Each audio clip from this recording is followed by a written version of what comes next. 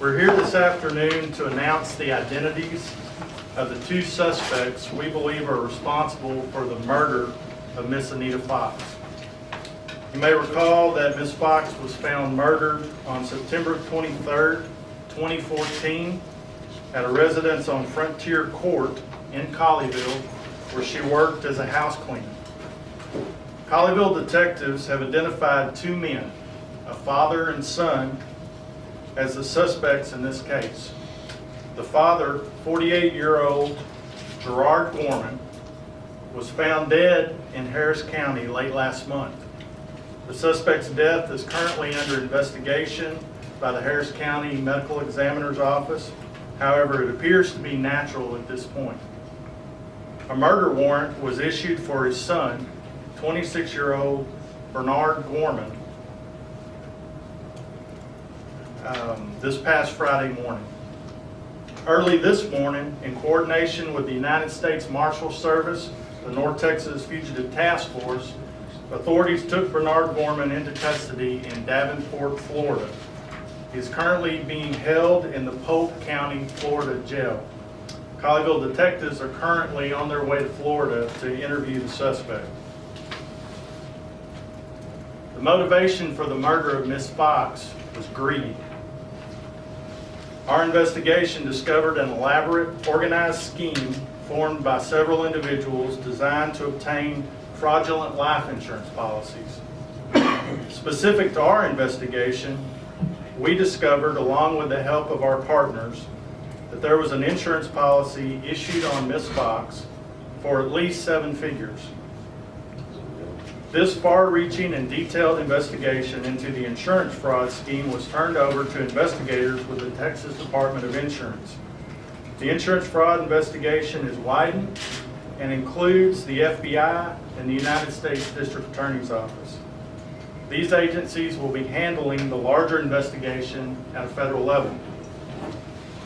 The Colleyville Police Department's primary concern and attention has been focused and will continue to be focused on solving the murder of Miss Fox. The two named suspects traveled to North Texas from the Houston area a few days prior to the murder of Miss Fox. It's believed that they followed her for a few days to determine her habits and looking for the right time to carry out the murder. They chose to harm her while she was working at a residence located on a secluded dead-end street in Colleyville. After brutally murdering Miss Fox, the two suspects immediately drove back to the Houston area. Colleyville Police Department would like to acknowledge the support and assistance we have received from our partner agencies, including the Texas Rangers, and I would like to specifically recognize Ranger Trace McDonald, who's here today. He's done a tremendous amount of work in partner with our detectives in this case.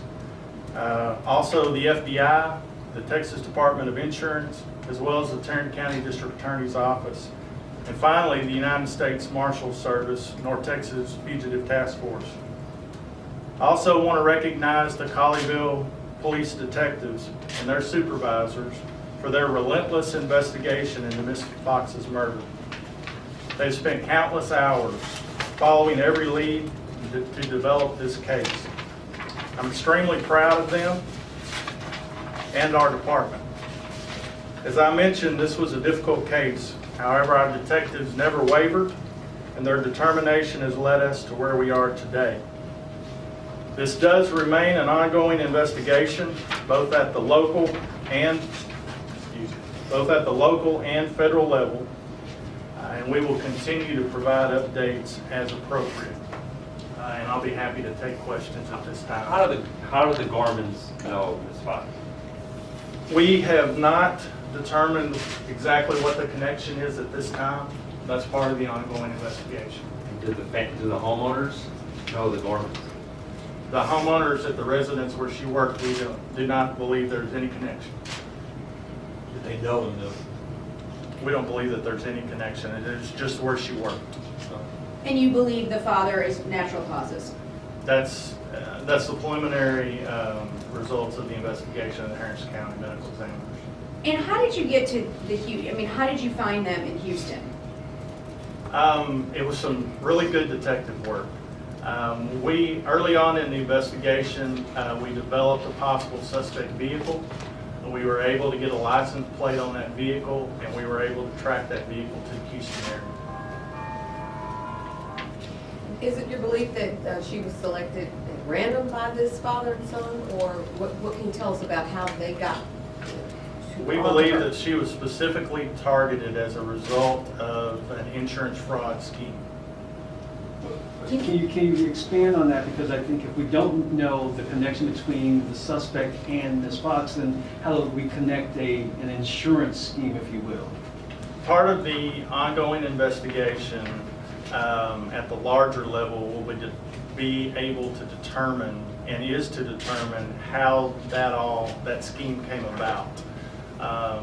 What we have specific to our case is we believe that they had a connection to an insurance policy that was issued on Ms. Fox, and their intent was to kill her and somehow collect from the proceeds of that money. I mean, their motive was greed. Did they ever try to collect? I'm not going to comment on that. That's part of the larger investigation. And I apologize if I'm missing something, but how did they know that she had this insurance policy? So she got this life insurance policy for herself. How did they know she... We do not believe that she knew there was an insurance policy issued on her. So this may be like identity fraud, identity theft or something? These were fraudulent, this was a fraudulent insurance policy. This was a scheme. So the way that we know that life insurance works is there's a beneficiary. So somehow these two suspects would have been able to collect on the proceeds through a beneficiary? That was their belief. Is the insurance agent who issued the policy under suspicion? Again, that's part of the larger investigation, and I'm not going to comment on that at this point. Could that be- That would be for the federal authority. Could there be other people involved that you're actively looking for right now? We believe that this was that the overarching insurance fraud part of it involves multiple people. However, specific to our murder, we believe that we had the two suspects were responsible for this murder. Chief, any other murders suspected in this one? We are not aware of any other murders at this time. Obviously, that'll be part of the ongoing investigation. Part of your investigation, Chief, where you may have talked about this earlier, but in a little bit more detail, were you able to have dialogue with these individuals at some point in time about, once you found that vehicle and knowing who that vehicle belonged to, talking to either of these individuals? We have had a conversation with the suspect that's now in custody. We had a preliminary conversation with that individual that led us to further in the investigation, and ultimately to where we are today, where we were able to get a murder warrant for his arrest. So again, I'm sorry, I'm returning to this. I'm not connecting it with the insurance fraud. She didn't even know there was this life insurance policy taken out on her. Somehow they did and thought they could collect from it. I mean, were they aware it was fraudulent? We believe yes to all of those questions. We do not.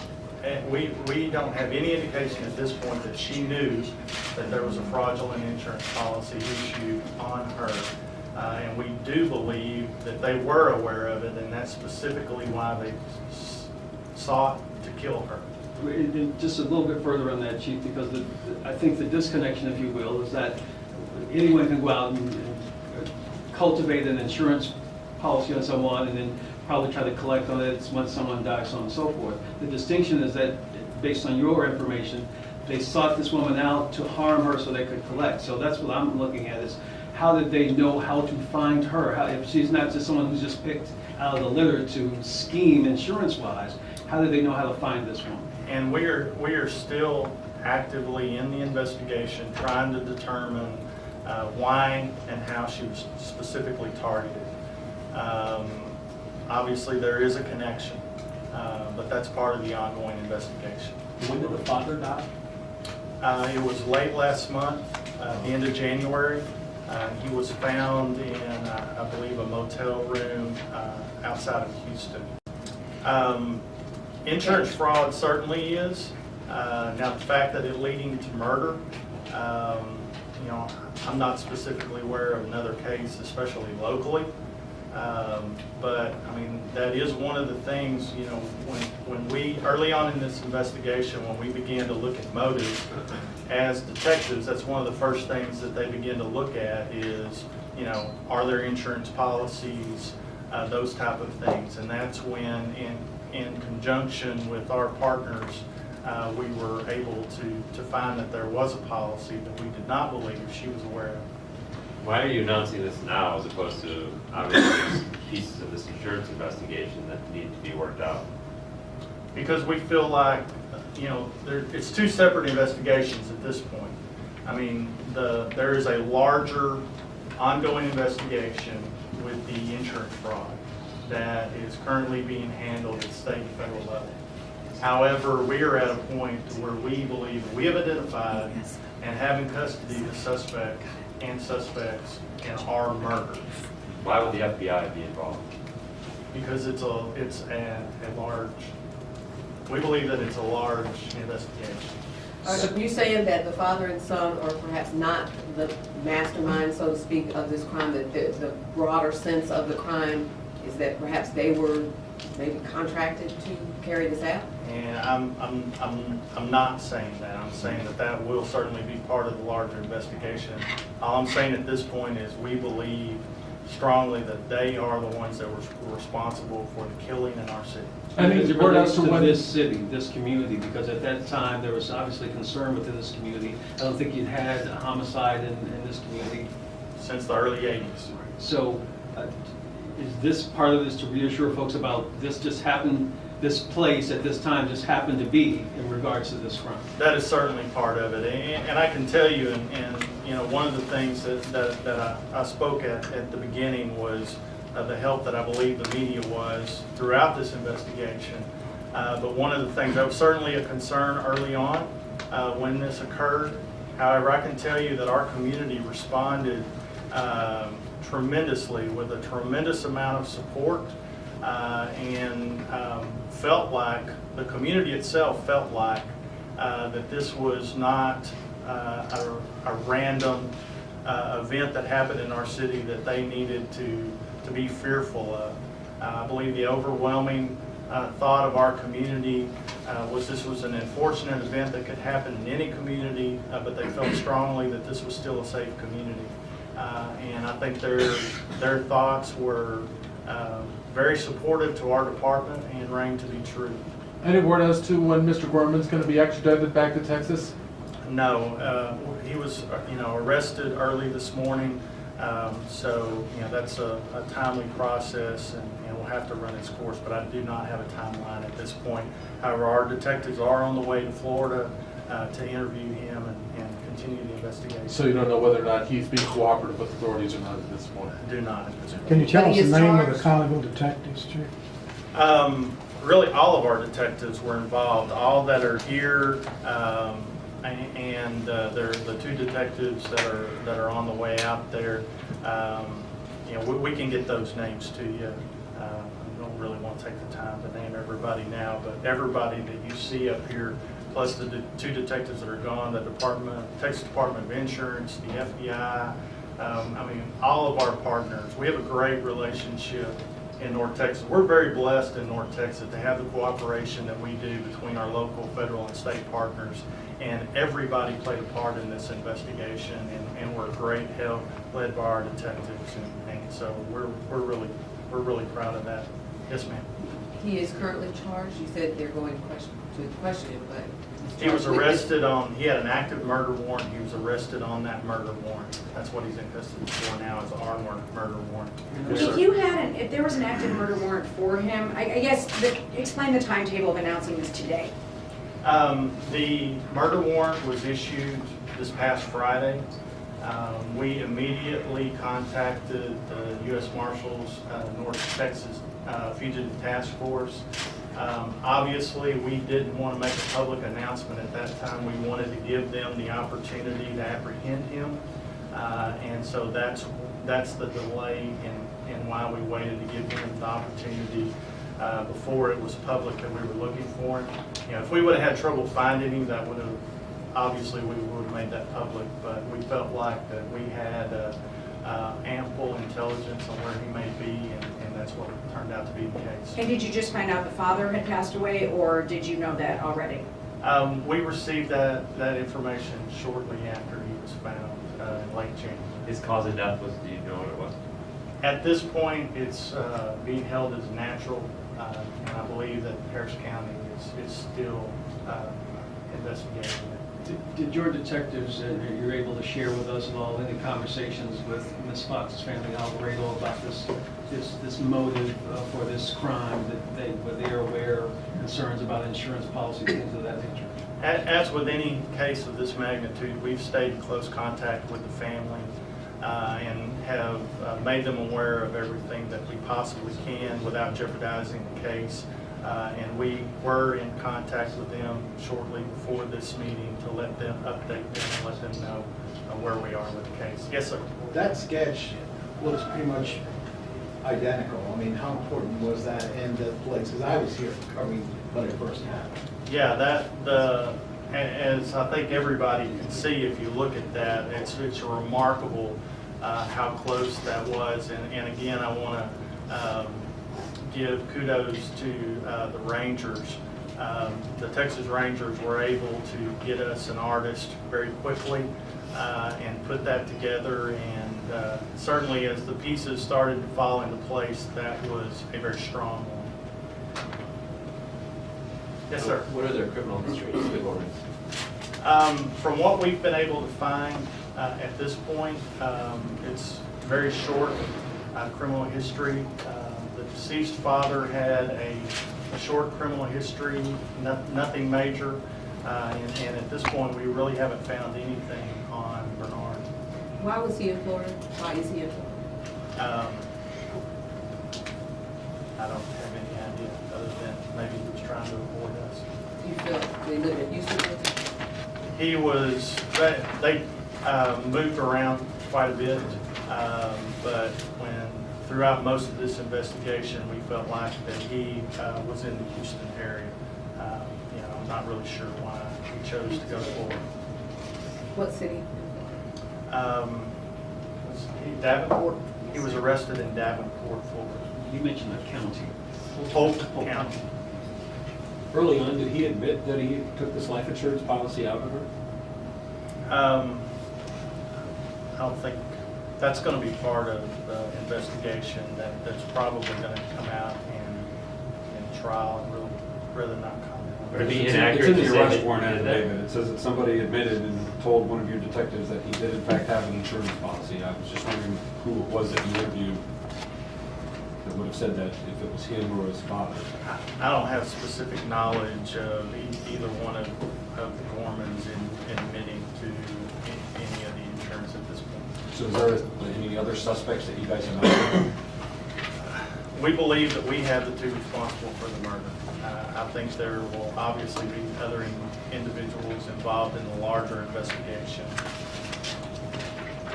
I'm sorry, Chief, the manner in which she was killed. She had severe trauma to her head and multiple stab wounds.